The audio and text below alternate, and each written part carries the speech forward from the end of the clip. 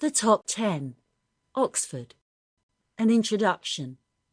Short stories have always been a sort of instant access into an author's brain, their soul and heart. A few pages can lift our lives into locations, people and experiences with a sweep of landscape, narration, feelings and emotions that are difficult to achieve elsewhere.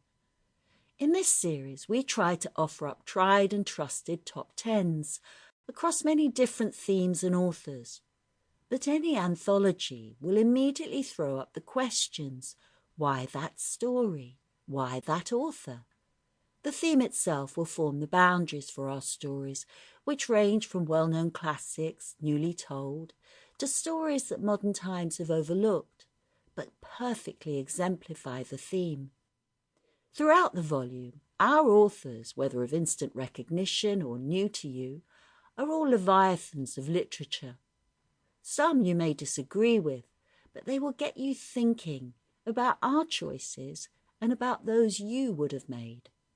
If this volume takes you on a path to discover more of these miniature masterpieces, then we will have all gained something. In this volume, we explore and enjoy the stories of authors who attended one of the great seats of learning. Amongst their storied number are Anthony Trollope, Radclyffe Hall, Lewis Carroll, and a host of others. Lord Arthur Savile's Crime. It was Lady Windermere's last reception before Easter, and Bentinck House was even more crowded than usual. 6 cabinet ministers had come on from the Speaker's levee in their stars and ribbons. All the pretty women wore their smartest dresses, and at the end of the picture gallery stood the Princess Sophia of Karlsruhe, a heavy, Tartar-looking lady with tiny black eyes and wonderful emeralds, talking bad French at the top of her voice and laughing immoderately at everything that was said to her.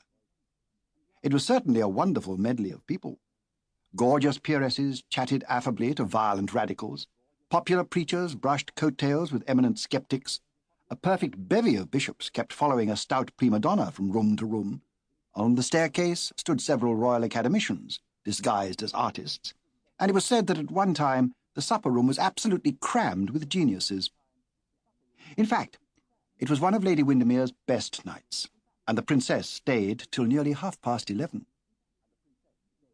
As soon as she had gone, Lady Windermere returned to the picture gallery, where a celebrated political economist was solemnly explaining the scientific theory of music to an indignant virtuoso from Hungary, and began to talk to the Duchess of Paisley. She looked wonderfully beautiful with her grand ivory throat, her large blue forget-me-not eyes, and her heavy coils of golden hair. Or poor they were. Not that pale straw colour that nowadays usurps the gracious name of gold, but such gold as is woven into sunbeams or hidden in strange amber. And they gave to her face something of the frame of a saint, with not a little of the fascination of a sinner. She was a curious psychological study.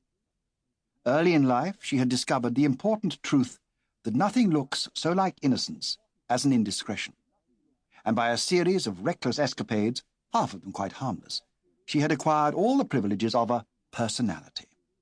She had more than once changed her husband. Indeed, Debrett credits her with 3 marriages. But as she had never changed her lover, the world had long ago ceased to talk scandal about her. She was now 40 years of age, childless, and with that inordinate passion for pleasure which is the secret of remaining young. Suddenly, she looked eagerly round the room, and said in her clear contralto voice, "Where is my chiromantist?"